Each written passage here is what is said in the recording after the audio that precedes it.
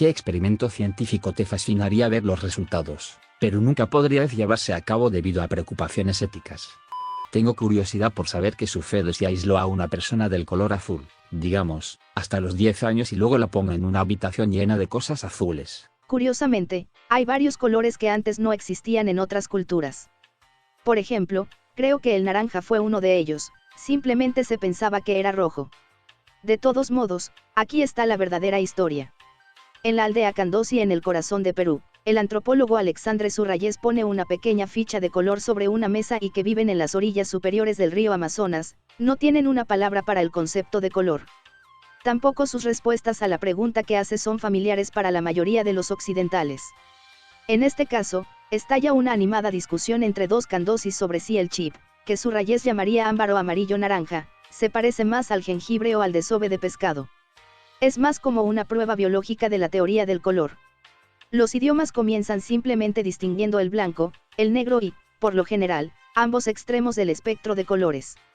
Las diferencias en el espectro obtienen nombres muy básicos hasta que la sociedad comienza a necesitar que tan rojo o verde, o cualquier palabra que estén usando, es algo, y comienzas a dividir el espectro en diferentes palabras.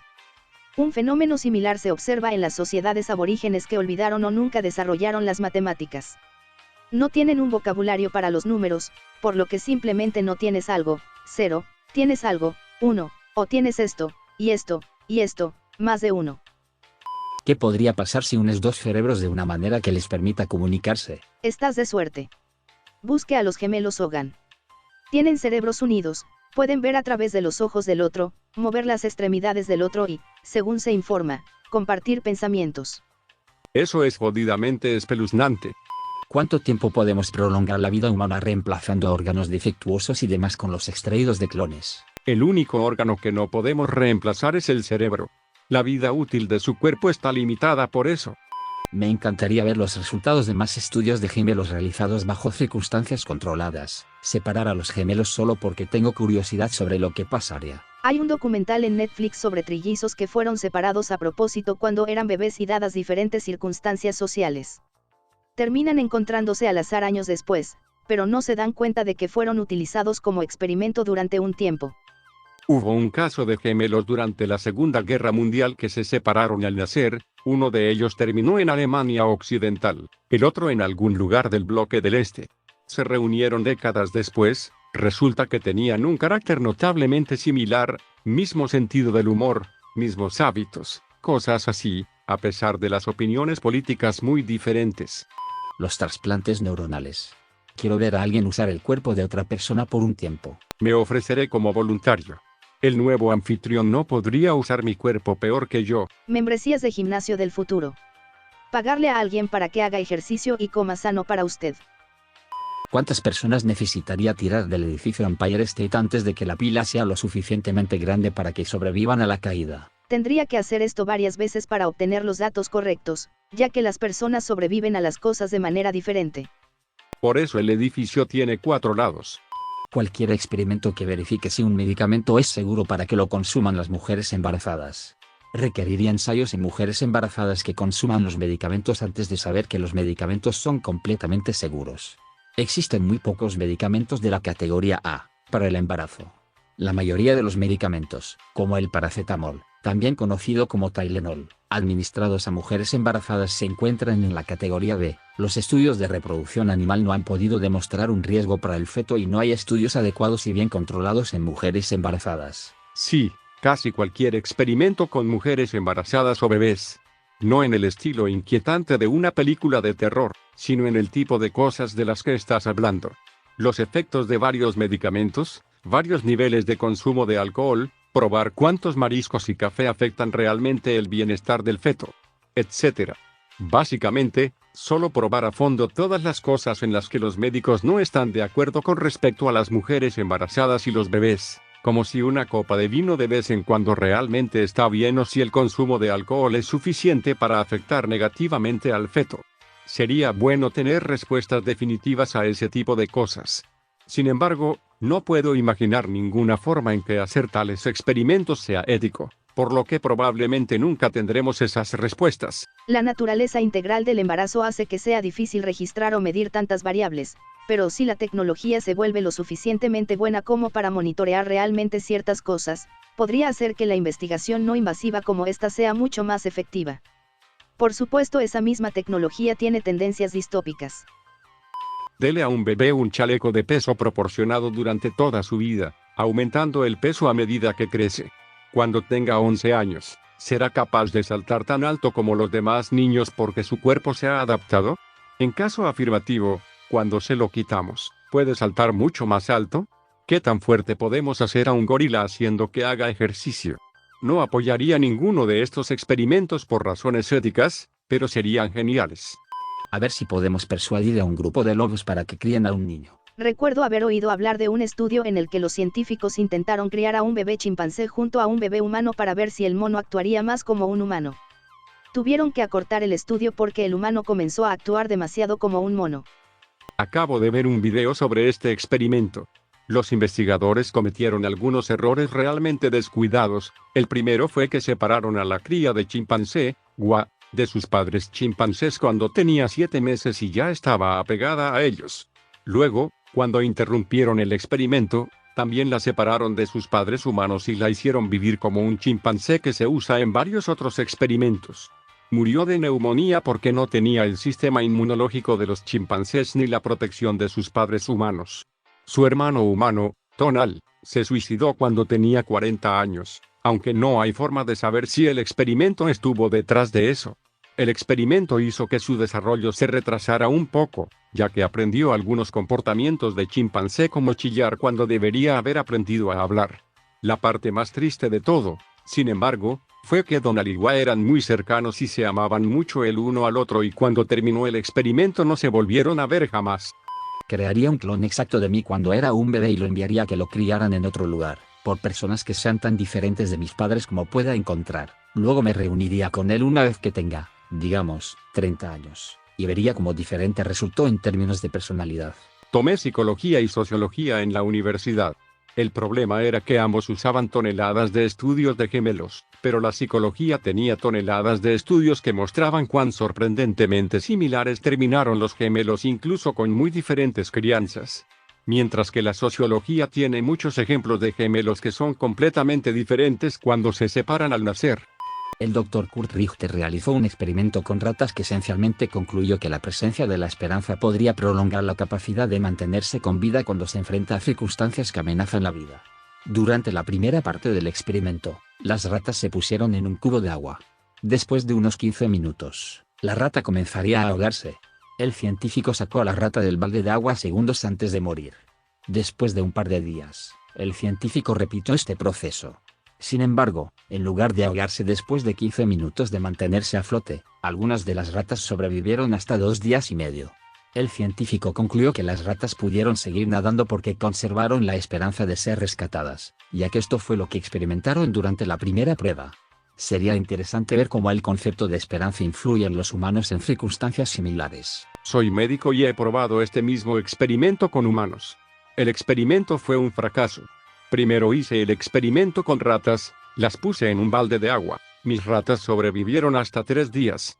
Tenían esperanza y la esperanza los mantuvo con vida durante 3 días. Pero no los saqué, simplemente los dejé seguir nadando. Las ratas y sus esperanzas murieron al 4.º día. Luego probé eso con humanos. No funcionó. Nunca se ahogaron y la verdad es que parecían muy aburridos.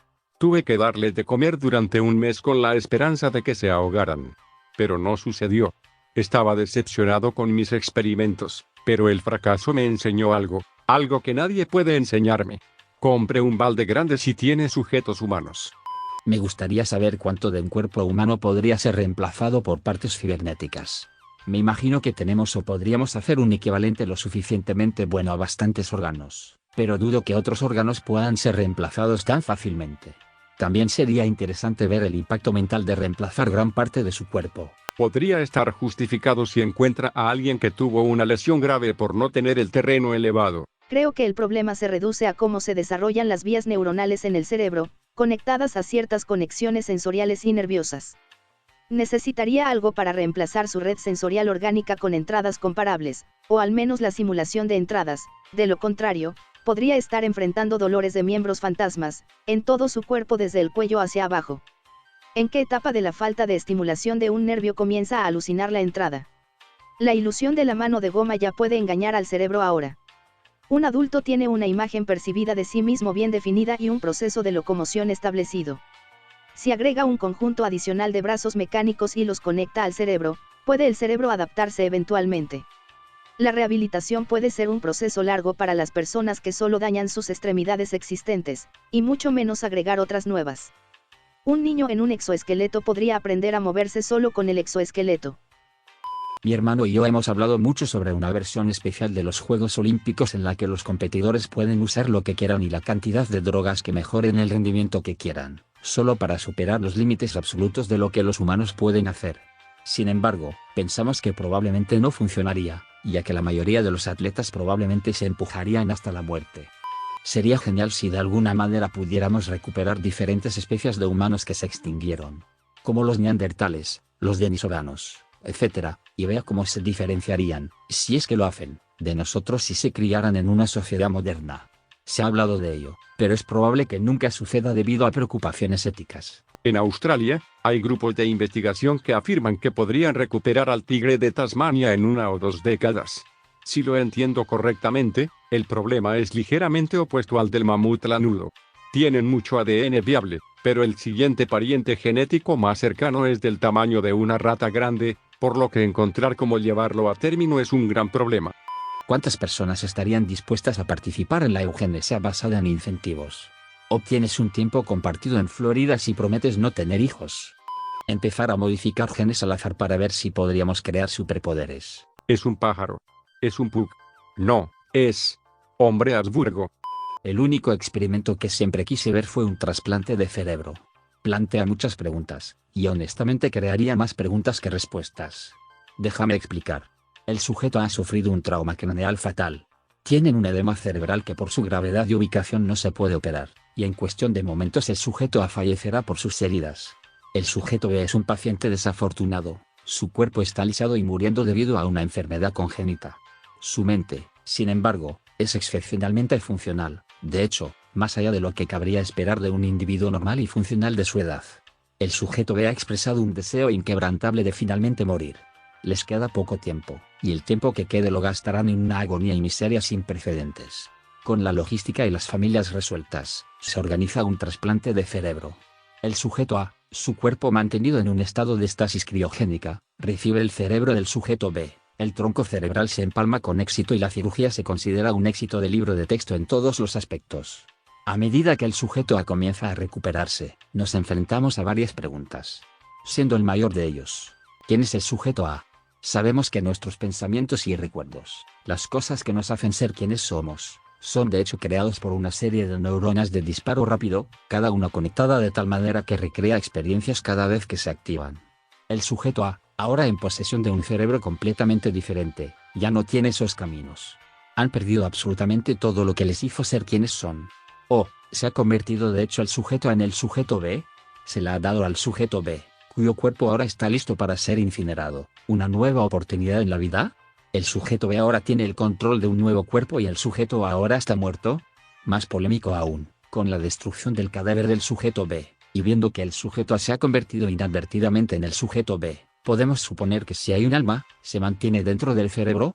Si el sujeto A no se parece ni a sí mismo ni al sujeto B en pensamientos y hábitos, es porque si hay un alma, ambas almas han fallecido y ahora este individuo es algo diferente de la humanidad, similar a una máquina con libre albedrío.